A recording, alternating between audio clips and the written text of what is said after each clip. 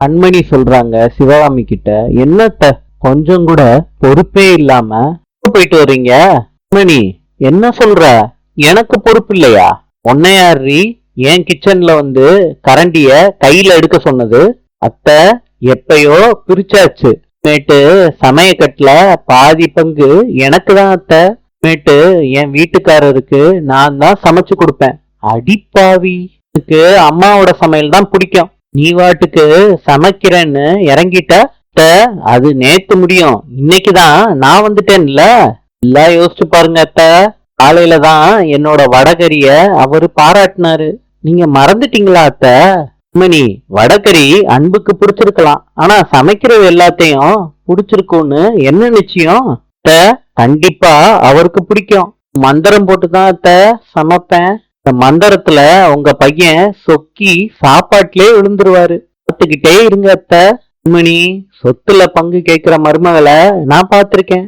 நான் சமயக்கட்டுல பங்கு கேட்கிற மருமகளை இப்பதாண்டி பார்த்திருக்கேன். சொத்தெல்லாம் யாருக்கு வேணும்?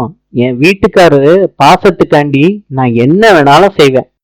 நான் இப்ப சமைக்கணுமா வேண்டாமா? மணி, தாராளமா சம. உனக்கு நான் உதவியாவது பண்ணலாமா இல்ல வேண்டாமா? அத்தை, தாராளமா அத்தை. அத்தை, தினசரி சாப்பாடு வைக்க போறேன். அதுக்கு காய் என்ன வைக்கலான்னு யோசிச்சுக்கிட்டு இருக்கேன். கண்மணி, தினசரி சாப்பாட்டுக்கு ஏதாவது கெட்டி குழம்பு வேணுமே. கத்திரிக்காய் கெட்டி குழம்பு வச்சுற. சரியாத்த? கண்மணி அன்பை சாப்பிட கூப்பிடுறாங்க. அன்பு இது முடிஞ்சதுக்கு அப்புறம் சாப்பிட வரேன்னு சொல்றாரு. கண்மணி வெயிட் பண்றாங்க. அன்பை சாப்பிட வைக்கிறாங்க. அன்பு சைக்கிள் ஓட்ட கத்து கொடுக்குறியான்னு கண்மணி கிட்ட கேக்குறாங்க. கண்மணி சொல்றாங்க, நீங்க கார்லாம் ஓட்டுறீங்க, உங்களுக்கு சைக்கிள் ஓட்ட தெரியாதா? சரி, ஒரு டீல். எனக்கு நீங்க கார் ஓட்ட கத்து கொடுங்க, உங்களுக்கு நான் சைக்கிள் ஓட்ட கத்து கொடுக்குறேன்னு சொல்றாங்க. அன்பும் சரின்னு சொல்லிடுறாரு. அன்புக்கு சைக்கிள் ஓட்டுறது எப்படின்னு கண்மணி ட்ரைனிங் கொடுக்குறாங்க. அன்பு, பைக்கு மாதிரி தான் சைக்கிளும், வலது பக்கமா தான் இருக்கணும், இடது பக்கமா தான் ஏறணும். இப்படி வந்து ஏறுங்க வாங்க. அன்பும் சைக்கிள் ஏறுறாரு. நான் புடிச்சுக்கிறேன், பார்த்து உட்காருங்க. இங்க புடிங்க அன்பு, இப்ப ஓட்டுங்க. என்ன கண்மணி சொல்ற? ஓட்டவா? ஆமாங்க, ஓட்டுங்க.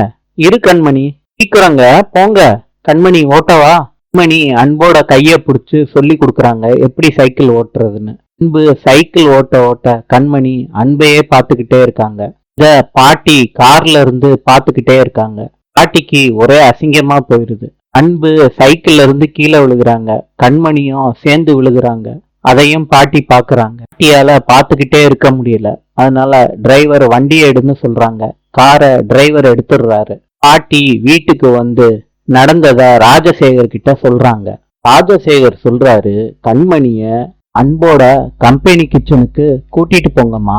இந்த பொண்ணும் சமையல் வேலை பாக்குறவ தானேம்மா, சும்மா இருக்காம ஏதாவது செஞ்சு வைப்பா. அது அன்புக்கு பிடிக்காத மாதிரி நீங்க தான்மா பாத்துக்கணும். நான் சொல்றது உங்களுக்கு புரியுதா? சரிப்பா, ஓகே.